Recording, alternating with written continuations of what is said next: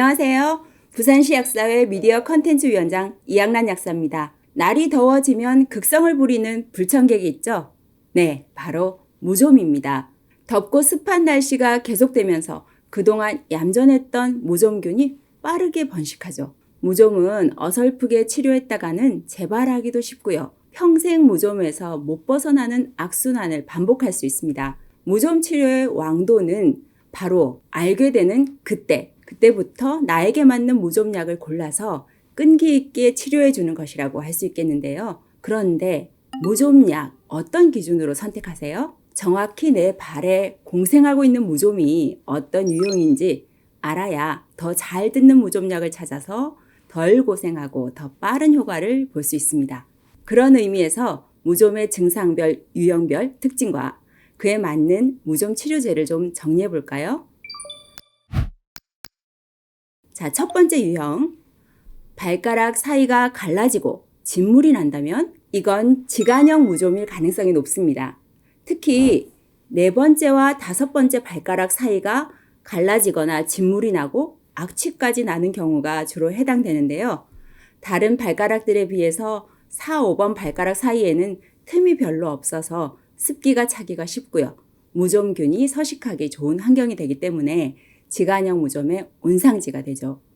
이 경우에는 피부 사상균에 좋은 효과를 보이는 테르비나핀 성분의 외용제를 1차적으로 권해드리는데요. 테르비나핀 성분은 기존의 카네스텐이라는 제품 아시죠?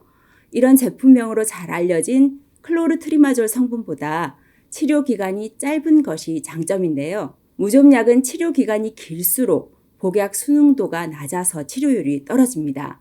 그래서 1차 무좀약으로 테르비나핀을 권해드리고요. 테르비나핀 성분은 하루에 1, 2회씩 1주에서 4주 정도 꾸준히 바르기만 하면 무좀균을 제거할 수 있습니다. 대개 초기라면 일주일 정도면 무좀 증상이 완화되죠. 광고를 통해서 많이들 아시는 라미실 크림을 비롯해서 무조날 크림, 로시놀 크림, 무조라실 크림 등 제약사별로 테르비나핀 제제는 상당히 많은데요. 같은 이름이라도 또 제형에 따라서 크림 외에도 겔이나 액제 타입도 있어요. 겔이나 액제 타입은 시원한 느낌이 들지만 빨리 마르는 특성을 지니고 있고요. 크림 타입은 보습력을 장점으로 지니고 있죠. 자, 매일 바르는 게 번거롭다 하시는 경우에는요. 용법에 따라서 한번 제대로 발라줌으로써 투명한 필름막을 형성해 13일간 약효를 지속하는 라미실 원스 외용액이나 티어실 원스 외용액 이런 것들도 있는데요. 간혹 한번 바르면 무좀이 그냥 완치된다라고 오해하시는 분들도 계시더라고요. 그런 건 아니고요. 매일 바르는 번거로움을 13일에 한 번 바르는 대신 가격이 좀 더 비싸다라는 점을 감안해야 한다는 거죠. 테르비나핀 성분이 개발되기 전에는 카네스텐 크림으로 잘 알려진 클로르트리마졸 성분을 많이 썼어요. 그런데 치료 기간이 짧은 테르비나핀이 개발되고 나서는 이걸 1차 치료제로 더 많이 쓰게 됐죠. 왜냐하면 무좀약은 치료 기간이 길수록 복약 순응도가 낮아서 치료율이 떨어지기 때문이죠. 대신 카네스텐 같은 클로르트리마졸 성분은요, 장점도 있어요. 유소와 안전성이 우수해서 온 가족이 동시에 무좀을 치료할 때 좋고요. 라미실 같은 테르비나핀 제제 같은 경우에는 만 15세 미만이나 임산부, 수유부는 쓰시지 않도록 해야 하지만 클로르트리마졸 성분은 2세 이상 사용이 가능하니까 안전하게 쓰기에는 좋은 무좀약이 되겠습니다. 또 테르비나핀이 무좀의 주 원인균인 피부 사상균에 주로 듣는 반면 이 아졸 계열의 클로르트리마졸 성분은 가려움이 심하거나 피부 사상균뿐만 아니라 칸디다균, 효모균 이런 광범위한 진균에 감염됐을 때 효과적인데요. 그래서 칸디다염 치료제로도 많이 쓰입니다. 또 살균 소독작용이 뛰어난 벤질알코올이 포함되어 있어서 가려움증을 효과적으로 완화한다는 장점도 있고요. 또 지간형 무좀의 증상으로 가려움, 자결감이 만약에 심한 경우에는요. 이런 증상까지 함께 완화시켜줄 수 있는 성분도 포함된 그런 복합제를 추천을 드리는데요. 멘톨이나 리도카인, 글리시리진산, 이칼륨 등이 포함되어서 가려움이나 자결감을 함께 가라앉혀주는 그런 성분들을 쓰시면 됩니다.